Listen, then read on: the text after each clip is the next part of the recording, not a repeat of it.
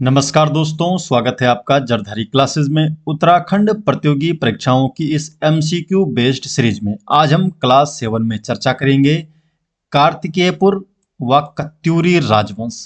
इससे संबंधित नवीनतम पैटर्न पर आधारित एमसीक्यू जो आपकी आगामी यूके और यूकेपीएससी एग्जाम में काफी महत्वपूर्ण होने वाला है। तो चलिए दोस्तों, वीडियो शुरू करते हैं। लास्ट में आपसे एक प्रश्न भी पूछा जाएगा जिसका जवाब को कमेंट बॉक्स में देना है। तो क्वेश्चन नंबर 1 है, सूची 1 और सूची 2 है और हमें सुमेलित करना है। सूची 1 में है राजवंश और शासक और सूची 2 में है इनके बारे में इनसे संबंधित तथ्य। तो बसंत देव का संबंध किससे है? तो बसंत देव कार्तिकेयपुर का प्रथम ऐतिहासिक पुरुष या संस्थापक था। तो बसंत देव कार्तिकपुर का प्रथम ऐतिहासिक ये क्या है? संस्थापक है। खरप्रदेव, इसका संबंध है बसंत देव के बाद तीसरी पीढ़ी का ये शासक था। ललित सूरदेव, इसके सर्वाधिक ताम्र पत्र प्राप्त हुए हैं। और सलोड़ादित्य वंश, इसका संबंध किससे है? कार्तिकेयपुर राजवंश का ये तीसरा परिवार था। तो सलोड़ादित्य वंश है, ये कार्तिकेयपुर राजवंश का तीसरा परिवार था। तो सही ऑप्शन क्या हो जाएगा? देखिए, ए का 3 है, बी का यहाँ पर 4 है, सी का 2 है और डी का 1 है। तो 3 4 2 1, तो बी ऑप्शन यहाँ पर सही जवाब हो जाएगा। डिटेल जान लेते हैं। तो बसंत देव ये कार्तिकेयपुर राजवंश, कार्तिकेयपुर का जो प्रथम परिवार था, 3 परिवार हुए हैं कार्तिकेयपुर के, तो प्रथम परिवार का ये संस्थापक था और प्रथम ऐतिहासिक शासक था। इसने परम भट्टारक महाराजाधिराज परमेश्वर की उपाधि धारण की। खरपरदेव की बात करें तो ये बागेश्वर लेख के अनुसार खरपरदेव वंश की स्थापना खरपरदेव ने की, जो बसंतदेव के बाद तीसरी पीढ़ी का शासक था। तो ये बसंतदेव के बाद तीसरी पीढ़ी का शासक था। ललित सूरदेव ये निम्बर वंश, जो कि कार्तिकेयपुर का द्वितीय परिवार था, इसका शासक था। और इस राजवंश में सर्वाधिक ताम्रपत्र ललित सूरदेव के ही प्राप्त हुए हैं। सलोड़ादित्य वंश, ये तालेश्वर एवं पांडुकेश्वर ताम्रपत्रों के अनुसार निम्बर वंश के बाद कार्तिकेयपुर में सलोड़ादित्य वंश, जो कि तीसरा परिवार है, इसका शासन यहाँ पर स्थापित हुआ। क्वेश्चन नंबर 2, आदि गुरु शंकराचार्य ने केदारनाथ में अपने शरीर का त्याग किस वर्ष किया था? तो आदि गुरु शंकराचार्य ने अपना शरीर का त्याग 820 ईसा में किया था। तो बी ऑप्शन सही जवाब है, 820। तो शंकराचार्य का उत्तराखंड आगमन कार्तिकेयपुर राजवंश के शासनकाल में हुआ। इन्होंने भारतवर्ष में 4 मठों ज्योतिर्मठ, श्रृंगेरी मठ, द्वारिका मठ और पुरी मठ की स्थापना की। तो 4 मठों की इन्होंने स्थापना की। कार्तिकेयपुर राजवंश के शासनकाल को वास्तुकला तथा मूर्तिकला के क्षेत्र में ये उत्तराखंड का स्वर्णकाल कहा जाता है। तो उत्तराखंड का जो स्वर्णकाल कहा जाता है कार्तिकेयपुर राजवंश को वास्तुकला और मूर्तिकला के क्षेत्र में। और सन 820 ईस्वी में शंकराचार्य ने केदारनाथ में अपना शरीर त्याग कर दिया था। क्वेश्चन नंबर 3, 2 कथन दिए गए हैं। कथन 1, कत्यूरी प्रशासन में महादंड नायक पुलिस विभाग का प्रमुख अधिकारी होता था। यहां पर आपको 2 कथन दिए गए, हमें बताना है कौन सा इसमें सही है। तो पहला तो ये गलत है, ये पुलिस विभाग का प्रमुख अधिकारी नहीं होता था, बल्कि ये प्रधान सेनापति होता था, महादंड नायक। कथन 2 क्या है? चोरो द्वर्णिक, तो चोरो द्वर्णिक नामक जो अधिकारी है, इसका कार्य चोर डाकुओं को पकड़ना था। तो ये कथन बिल्कुल सही है। तो कथन 2 यहाँ पर सही है। तो केवल कथन 2 सही है, तो इसलिए बी ऑप्शन सही जवाब हो जाएगा। तो महादंड नायक ये प्रधान सेनापति होता था, न कि पुलिस का प्रमुख। क्वेश्चन नंबर 4, कार्तिकेयपुर जो कत्यूरी प्रशासन है, इसमें कर एवं राजस्व अधिकारियों के संदर्भ में निम्नलिखित कथनों में से कौन सा युग्म सुमेलित नहीं है? तो यहाँ पर हमें 4 युग्म दिए गए हैं, इनमें से कौन सा युग्म सुमेलित नहीं है? तो आप देख सकते हैं, भोगपति ये कर वसूली करने वाला अधिकारी होता, तो ये तो सही बात है। प्रभातार ये भूमि की नाप करने वाला अधिकारी होता, ये भी सही है। खंडपति ये वनों की रक्षा करने वाला अधिकारी होता था, ये भी सही है। भट्ट और चार ये भूमि अभिलेख रखने वाला अधिकारी होता था, तो ये क्या है? गलत है। ये भूमि अभिलेख रखने वाला अधिकारी नहीं होता, बल्कि ये क्या करता? बेगार लेने का ये कार्य करते थे भट्ट और चार नामक जो अधिकारी होते थे। तो इसलिए हमारा डी ऑप्शन ही सही जवाब हो जाएगा, क्योंकि हमें बताना था कि कौन सा युग्म इसमें सुमेलित नहीं है। तो इसलिए डी ऑप्शन ही सही जवाब है। जान लेते हैं डिटेल। तो भोगपति इसका कार्य होता था कर वसूली करना। जो प्रभातार या परमावतार ये भूमि की नापजोख करता था। खंडपत ये खनिज तथा वन संपदा का रक्षक था। और भट्ट और चार, ये जो भट्ट और चार नामक अधिकारी थे ये प्रजा से बेगार लेने का कार्य करते थे, जबकि भूमि अभिलेख रखने वाले अधिकारी को उपचारिक या पट्टकोषचारिक कहा जाता था। क्वेश्चन नंबर 5 है, सूची 1 और सूची 2 दी गई है और हमें सुमेलित करना है। सूची 1 में है कत्यूरी शासन के, कत्यूरी वंश के प्रशासनिक अधिकारी, और सूची 2 में इनका कार्य अथवा विभाग। तो हमें यहाँ पर मिलान करना है। तो पहला है महाकर तृतीका। महाकर तृतीका, इसका संबंध किससे है? ये निरीक्षण संबंधी कार्यों की देखभाल करता था। तो जो महाकर तृतीका था इसका काम निरीक्षण संबंधी कार्यों की देखभाल करना था। सौदा भंगाधिकृत, जो सौदा भंगाधिकृत था इसका कार्य राज्य का ये मुख्य आर्किटेक्चर हुआ करता था। अक्षपटलिक, जो ये प्रशासन अधिकारी था अक्षपटलिक, इसका काम था लेखा परीक्षक, ये लेखा परीक्षक का काम करता था। और दोषा पराधिक, दोषा पराधिक इसका कार्य था अपराधी को पकड़ने वाला। तो दोषा पराधिक जो अधिकारी होता है ये अपराधी को पकड़ता, अपराधी को पकड़ने का कार्य करता था। तो इसलिए आप देख सकते हैं ए का हो गया 2, बी का 1, सी का 4 और डी का यहाँ पर हो गया 3। तो इसलिए डी ऑप्शन यहाँ पर सही हो जाएगा 2, 1, 4, 3। तो महाकर तृतीका ये कत्यूरी प्रशासन में ये अधिकारी निरीक्षण संबंधी कार्यों की देखभाल करता था। सौदा भंगाधिकृत ये राज्य का मुख्य आर्किटेक्चर था जो राजकीय निर्माणों की रूपरेखा तैयार करता था। अक्षपटलिक ये कत्यूरी प्रशासन में इसे लेखा परीक्षक ऑडिटर कहा जाता था। और दोषा पराधिक, तो दोषा पराधिक था ये पुलिस विभाग का अधिकारी होता था जो अपराधी को पकड़ने का कार्य करता था। क्वेश्चन नंबर 6, नेपाल के शासक कराचल देव ने किस वर्ष कुमाऊं पर आक्रमण करके उसे अपने अधिकार में लिया था? तो अपने अधिकार में कब लिया था? 1223 ईस्वी में। तो बी ऑप्शन सही जवाब है। तो 1191 में नेपाल के राजा अशोक चल ने कत्यूरी राज्य पर आक्रमण कर उसके कुछ भाग पर कब्जा कर दिया था। और 1223 ईस्वी में नेपाल के शासक जो कराचल देव थे इसने कुमाऊं पर आक्रमण करके अपने अधिकार में ले लिया था। क्वेश्चन नंबर 7, यहाँ पर 2 कथन दिए गए हैं और हमें बताना है कौन सा कथन सही है। कथन 1 है गोलू देवता का उद्भव स्थान चंपावत माना जाता है, तो पहला कथन सही है। और कुमाऊं, ये कथन 2 है कि कुमाऊं में उन्हें चितई गोलू देवता के नाम से भी जाना जाता है, तो ये भी सही कथन है। तो इसलिए सी ऑप्शन कथन 1 और कथन 2 दोनों ही सही है।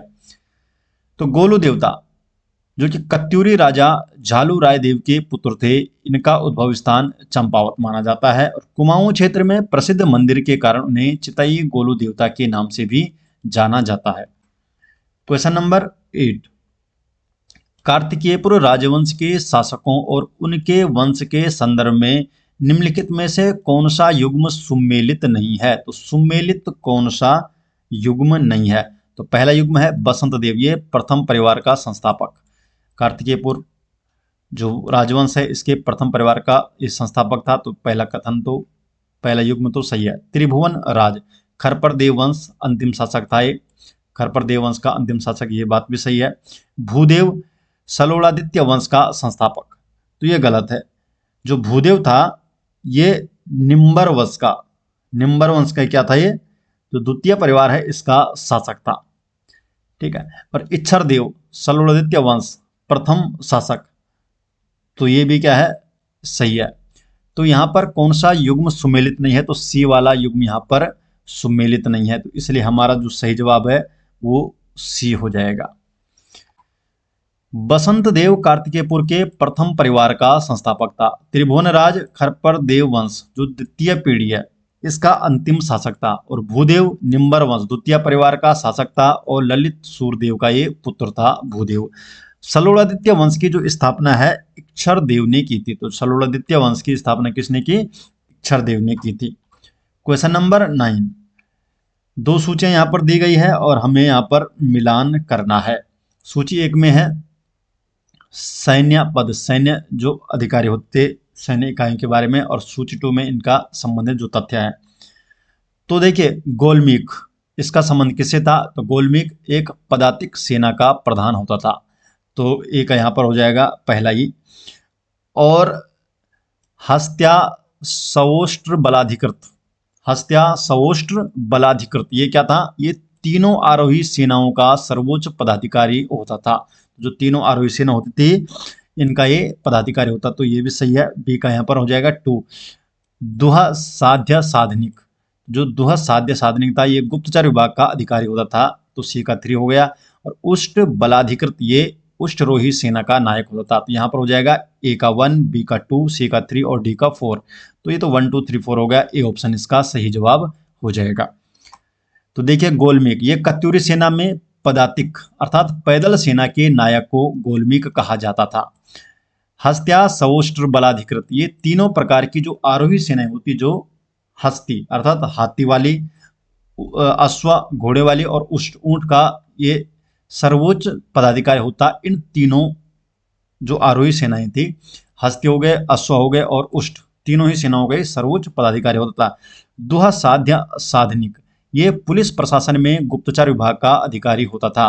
और जो उष्ट बलाधिकृत है ये उष्टरोही अर्थात ऊंट सवार सेना का प्रमुख होता था।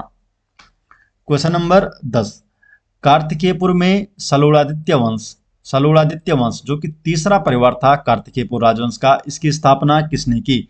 तो सलोड़ादित्य वंश की स्थापना किसके द्वारा की गई है? इच्छर देव के द्वारा। तो बी ऑप्शन सही जवाब है, इच्छर देव।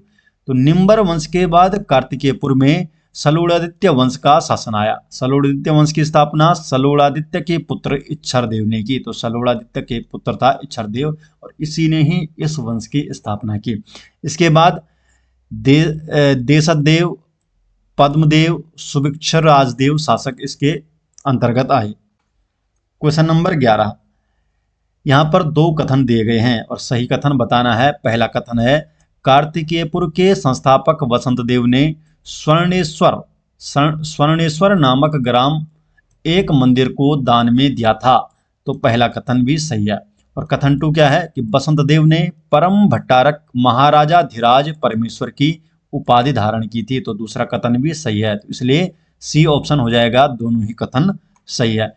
कार्तिकेयपुर राजवंश के संस्थापक वसंत देव ने बागेश्वर के समीप एक मंदिर को स्वर्णेश्वर नामक ग्राम दान में दिया था। और बागेश्वर त्रिभुवन राज अभिलेख शिलालेख के अनुसार उसने परम भट्टारक महाराजा धीराज परमेश्वर की उपाधि धारण की थी।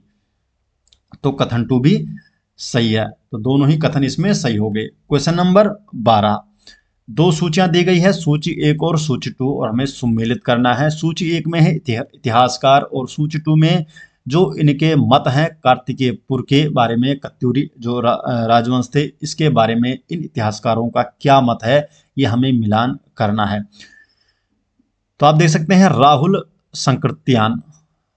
संकृत्यान ने क्या बताया है? इसने बताया कि कत्यूरी वंश शक कुषाणों से संबंधित है। तो पहला ही सही है इसका, ए का 1। E.T.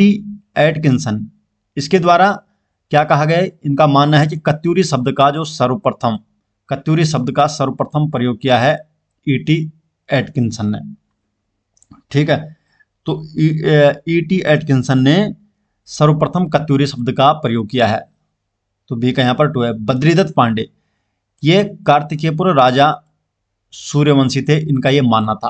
कार्तिकेयपुर जो राजा थे वो सूर्यवंशी थे, ये बद्रीदत्त पांडे ये मानते थे। और लक्ष्मीदत्त जोशी, इनका क्या कहना है? ये बोलते हैं कि जो कार्तिकेयपुर के राजा है ये मूलतः अयोध्या के निवासी थे। तो इसलिए इनका भी हो जाएगा 1 2 3 4, बी ऑप्शन सही जवाब हो जाएगा।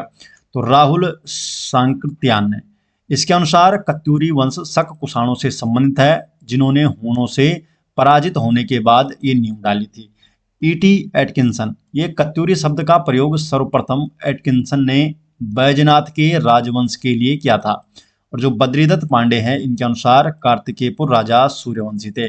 और लक्ष्मीदत्त जोशी, इनका मत क्या है कि कार्तिकेयपुर के राजा मूलतः अयोध्या के निवासी थे।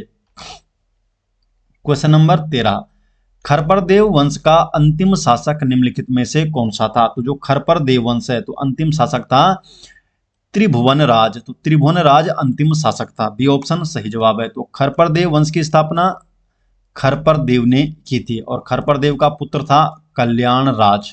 और इस वंश का जो अंतिम शासक है त्रिभुवन राज था।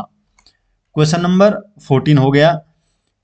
14 है कि रानी जियारानी के जीवन व परिवार के संदर्भ में निम्नलिखित कथनों पर विचार कीजिए। तो पहला कथन है, इन्हें कत्यूरी राजवंश की राजमाता और कुमाऊं की लक्ष्मीबाई कहा जाता है। तो पहला कथन सही है। दूसरा है, इनके पिता हरिद्वार के राजा अमरदेव पुंडीर थे। तो दूसरा भी सही है। तीसरा है, इनके पिता का नाम प्रीतम देव या पृथ्वीपाल, दोनों ही नाम से जाना जाता है इन्हें, तो था, तो ये भी सही है। और इनके 3 पुत्र थे, ब्रह्मदेव, धामदेव और धुलादेव, तो ये भी सही है। तो चारों ही कथन सही है, तो इसलिए डी ऑप्शन सही हो जाएगा, सभी कथन सही है। तो जिया रानी को कत्यूरी राजमाता कुमाऊं की लक्ष्मीबाई कहा जाता है और इनका बचपन का नाम था मोला देवी पुंडीर। पिता थे अमरदेव पुंडीर जो कि हरिद्वार के राजा थे, पति थे प्रीतम देव, और 3 पुत्र हुए इनके, ब्रह्मदेव जिन्हें वीरदेव के नाम से भी जाना जाता है, धामदेव और धुलादेव। क्वेश्चन नंबर 15, 2 सूचियां हैं। सूची 1 में है भूमि की जो शब्दावली है, कर शब्दावली, और सूची 2 में है इनका जो माप है। एक है कुल्यवाप। कुल्यवाप कितना होता था? तो ये होता 8 द्रोण के बराबर। खरीवाप ये होता 20 द्रोण के बराबर, ये बड़ी इकाई थी, कुल्यवाप से बड़ी इकाई थी खरीवाप। प्रभातार ये भूमि की नाप करने वाला अधिकारी होता था, और भोगपति ये कर वसूली करने वाला अधिकारी होता था। तो ये 1 2 3 4 हो गया इसका, तो डी ऑप्शन सही जवाब है।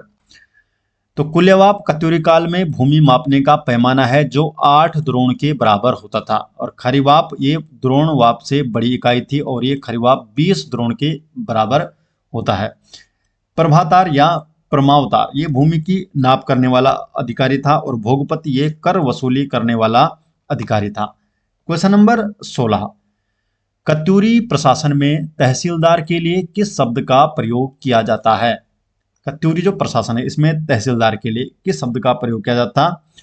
कुलचारिक। तो कुलचारिक शब्द का प्रयोग किया जाता था। तो कत्यूरी काल में गांव को कहा जाता पल्लिका। कत्यूरी काल में जो ग्राम शासक होता था इसे कहा जाता महतम, और तहसीलदार को कहा जाता कुलचारिक। दोस्तों आपको एक महत्वपूर्ण जानकारी दे दूं, अगर आप जरधारी क्लासेस की ई बुक नोट्स लेना चाहते हैं तो उसका लिंक आपको डिस्क्रिप्शन में दे दिया जाएगा, या आप डायरेक्टली गूगल पर भी सर्च कर सकते हैं jardhari-classes.in, और आप हमारे ई बुक स्टोर में पहुंच जाएंगे जहां से आप जरधारी क्लासेस के ई बुक नोट्स ले सकते हैं। यहाँ पर हिंदी और इंग्लिश दोनों ही एडिशन में है, यहाँ पर आप देख सकते हैं इंग्लिश एडिशन में भी आपको ई बुक देखने को मिल जाएगी, और हिंदी एडिशन में भी आपको यहाँ से ई बुक देखने को मिल जाएगी। तो आप यहाँ से जरधारी क्लासेस के ई बुक नोट्स भी ले सकते हैं। क्वेश्चन की तरफ बढ़ते हैं दोस्तों। क्वेश्चन नंबर है 17, कत्यूरी प्रशासन में कृषि एवं वन विभाग के अधिकारियों के कार्यों के संदर्भ में सही युग्म सुमेलित करना है। तो सही युग्म हमें सुमेलित करना है। पहला है क्षेत्रपाल, कृषि की उन्नति का ध्यान रखने वाला होता था, तो पहला तो सही है।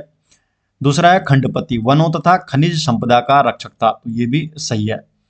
तीसरा है उपचारिक या पट्टकोषचारिक, ये भूमि के अभिलेख रखने वाला अधिकारी होता है, ये भी सही है।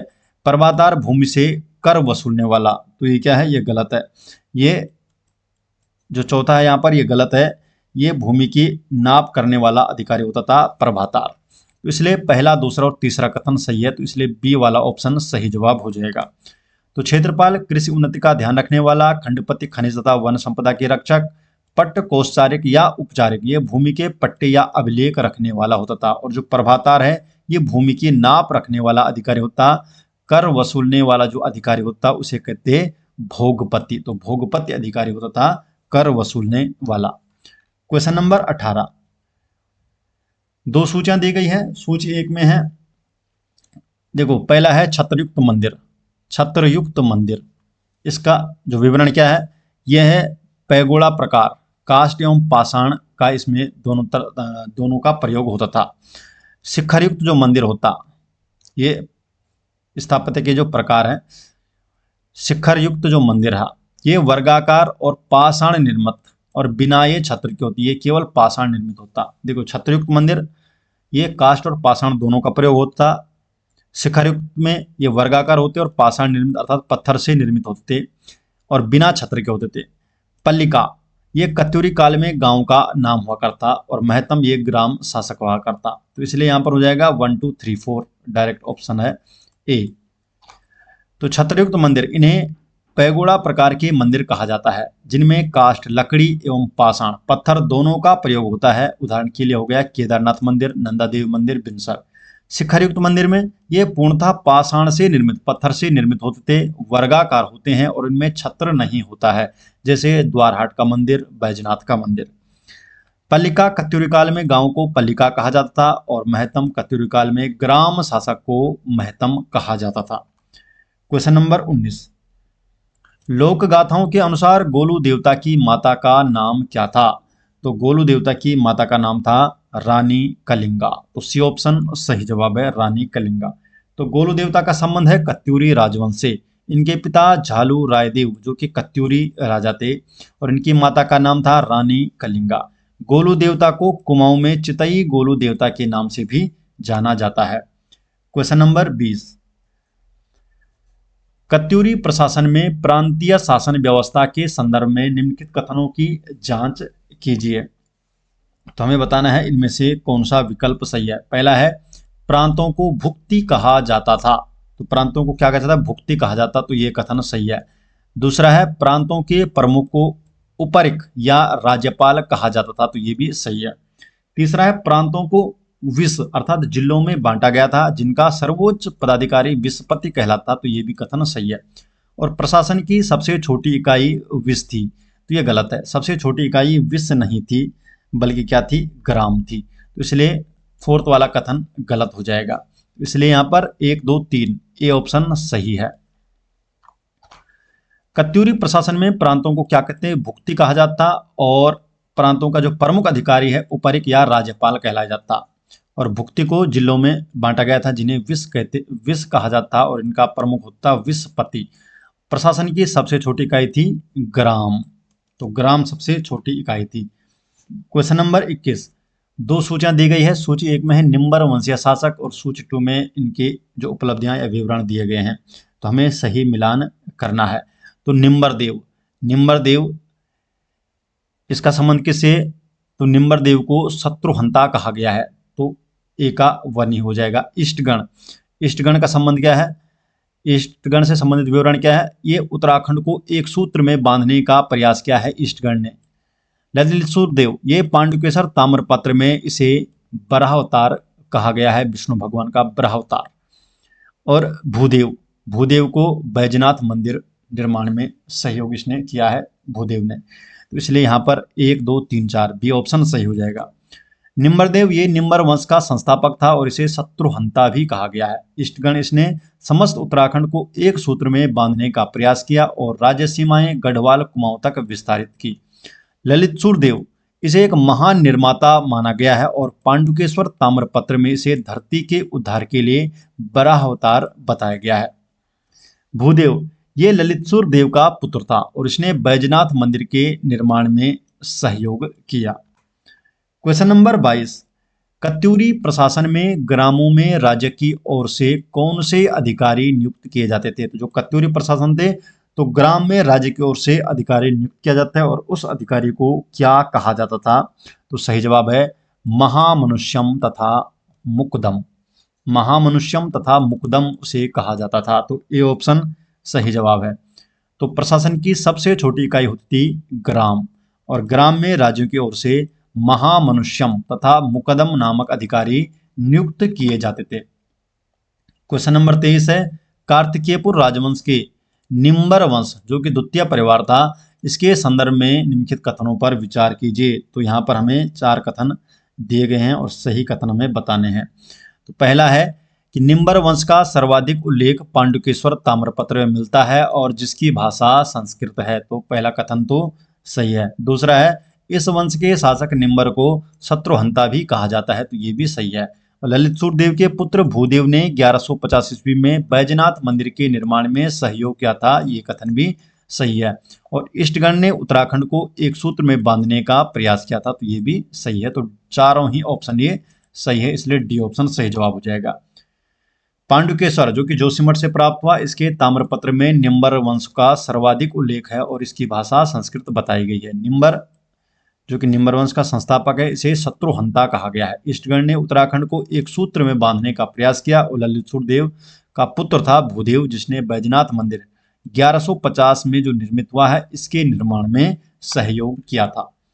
क्वेश्चन नंबर 24 है दोस्तों, और इसका जवाब आपको देना है कमेंट बॉक्स में। दो सूचियां हैं, सूची एक में है अधिकारी, प्रशासनिक अधिकारी के बारे में, और सूची 2 है कार्य क्षेत्र की, प्रांतपाल का क्या कार्य क्षेत्र था, घटपाल का, नरपति का और वरमपाल का क्या कार्य क्षेत्र था। यहाँ पर आपको चारों ऑप्शन सामने दे रखे हैं और आपको बताना है कि सही ऑप्शन कौन सा है। दोस्तों आशा करते हैं आपको वीडियो पसंद आई। और दोस्तों अगर आप जरधारी क्लासेस की ई बुक नोट्स लेना चाहते हैं तो उसका लिंक आपको डिस्क्रिप्शन में भी दिया गया है, या आप डायरेक्टली गूगल पर भी सर्च कर सकते हैं जरधारी classes.in, और आप यहाँ से जरधारी क्लासेस के ई बुक नोट्स ले सकते हैं।